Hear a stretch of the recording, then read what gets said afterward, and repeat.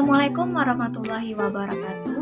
Halo teman-teman, perkenalkan nama saya Nila Marlina dengan NPM A1M020040 dari Prodi Pendidikan IPA, mata kuliah Filsafat Pendidikan dengan dosen pengampu Dr. Muhammad Kristiawan Magister Pendidikan. Baiklah, pada video kali ini saya akan membahas mengenai bab 1 mengenal filsafat dan filsafat pendidikan. Di mana materi yang akan kita bahas yaitu 1. Apakah filsafat itu dan bagaimana definisinya? 2. Apa itu filsafat pendidikan? 3. Apa yang menjadi persoalan filsafat? 4. Bagaimana berpikir kefilsafatan? 5. Apa saja yang menjadi cabang filsafat? Apakah filsafat itu dan bagaimana definisinya? Filsafat berasal dari bahasa Arab, falsafah yang berasal dari bahasa Yunani, filosofia yang berarti philos, yaitu cinta, suka, dan sophia yang berarti pengetahuan dan hikmah. Jadi, filosofia berarti cinta kepada kebijaksanaan atau cinta kepada kebenaran. Maksudnya, setiap orang yang berfilsafat diharapkan menjadi bijaksana. Jadi, filsafat adalah hasil akal seseorang manusia yang mencari dan memikirkan suatu kebenaran dengan sedalam-dalamnya. Filsafat menurut para ahli. Pertama, menurut Plato pada tahun 428 sampai 348 sebelum Masehi. Pengetahuan yang berminat mencapai pengetahuan kebenaran yang asli. Filsafat tidak lain dari pengetahuan tentang segala yang ada. 2. Menurut Aristoteles pada tahun 384 sampai 322 sebelum Masehi. Filsafat adalah ilmu pengetahuan yang meliputi kebenaran yang terkandung di dalamnya. Ilmu-ilmu metafisika, logika, retorika, etika, ekonomi, politik, dan estetika. Kewajiban filsafat adalah menyelidiki sebab dan asas segala benda. Tugas penyelidikan tentang sebab telah dibagi sekarang oleh filsafat ilmu. Apa itu filsafat pendidikan? 1. Beberapa ajaran filsafat yang telah mengisi kasanah ilmu. A. Idealisme menurut Plato, David Hume, Hegel, Immanuel Kant, dan Al-Ghazali, yang berpendapat bahwa hakikat kenyataan dunia adalah ide yang bersifat rohani. B. Realisme.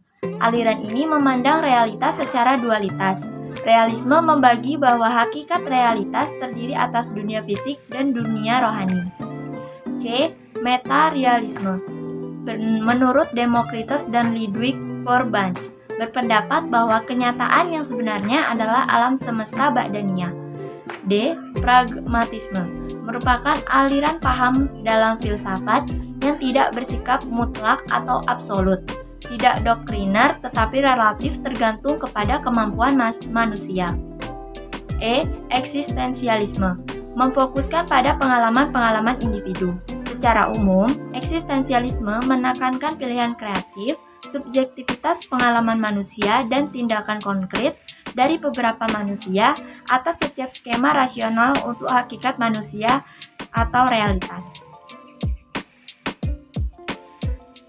2. Makna filsafat pendidikan. Filsafat pendidikan adalah filsafat yang digunakan dalam studi mengenai masalah-masalah pendidikan. Filsafat akan menentukan mau dibawa kemana siswa kita. Filsafat merupakan perangkat nilai-nilai yang melandasi dan membimbing ke arah pencapaian tujuan pendidikan.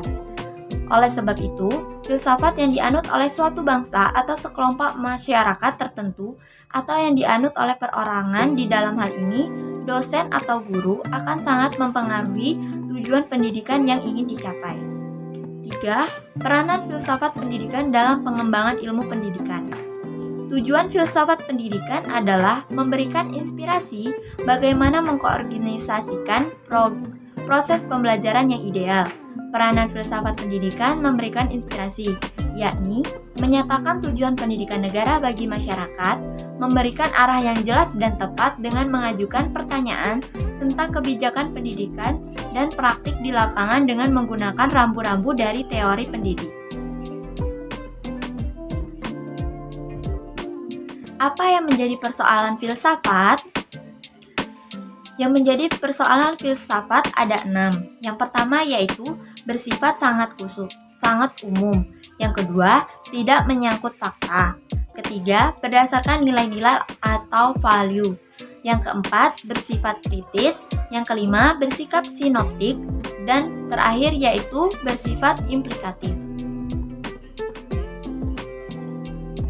Selanjutnya yaitu bagaimana berpikir kefilsafatan. Berpikir merupakan suatu kegiatan untuk menemukan pengetahuan yang benar. Apa yang disebut benar bagi tiap orang adalah tidak sama.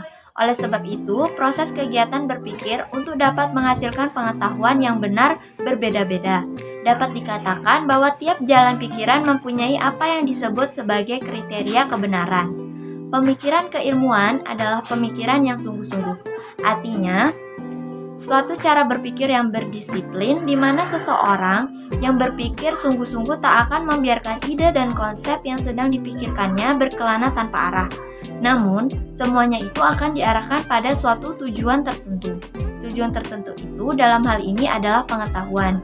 Berpikir keilmuan atau berpikir bersungguh-sungguh adalah cara berpikir yang didisiplinkan dan diarahkan kepada pengetahuan. Apa saja yang menjadi cabang filsafat? Yang pertama yaitu metafisika. Istilah metafisika berasal dari bahasa Yunani metalapisikal yang dapat diartikan sebagai sesuatu yang ada di balik atau di belakang benda-benda fisik. Aristoteles menggunakan istilah proto-filosofia atau filsafat pertama. Filsafat pertama ini memuat uraian tentang sesuatu yang ada di belakang gejala-gejala fisik seperti bergerak, berubah, hidup, dan mati. Metafisika dapat didefinisikan sebagai studi atau pemikiran tentang sifat terdalam, ultimate nature dari kenyataan atau keberadaban. Kedua yaitu epistemologi. Epistemologi mempersoalkan kebenaran pengetahuan disebut memenuhi syarat-syarat epistemologi karena tepat susunannya dan logis.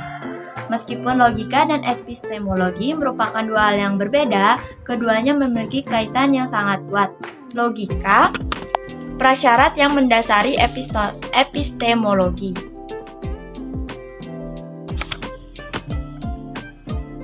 Tiga, aksiologi. Aksiologi adalah filsafat yang mempersoalkan penilaian atau yang berhubungan dengan nilai guna.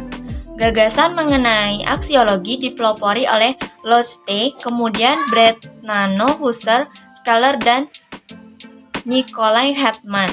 Wiratmiharja 2007 halaman 36-37.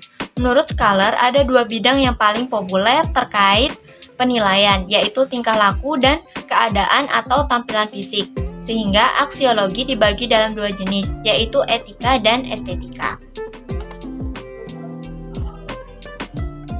Baiklah, mungkin itu saja materi yang dapat saya sampaikan. Sekian dan terima kasih. Saya akhiri, wabillahi taufik wal hidayah. Wassalamualaikum warahmatullahi wabarakatuh.